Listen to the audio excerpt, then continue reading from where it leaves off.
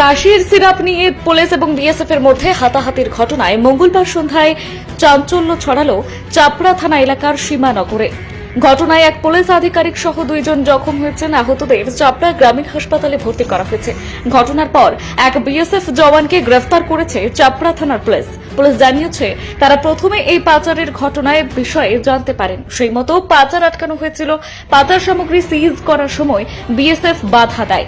এই নিয়ে মামলা করা হয়েছে। 2 জন পুলিশ কর্মী জখম হয়েছেন। একজন বিএসএফ জওয়ানকে গ্রেফতার করা হয়েছে।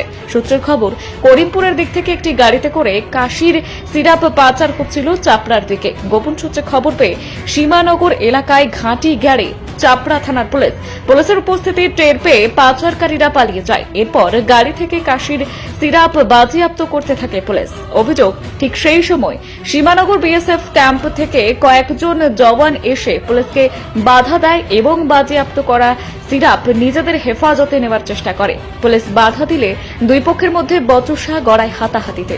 অভিযোগ, এক পর্যায়ে রড দিয়ে এক পুলিশ আধিকারিককে মারধর করা হয়। এই ঘটনার পর এলাকায় ব্যাপক উত্তেজনা ছড়িয়ে পড়ে। খবর পেয়ে পুলিশ এবং বিএসএফ উভয় বাহিনীর উচ্চপদস্থ আধিকারিকেরা ঘটনাস্থলে পৌঁছান। যদিও এই বিষয়ে বিএসএফ এর প্রতিক্রিয়া পাওয়া যায়নি।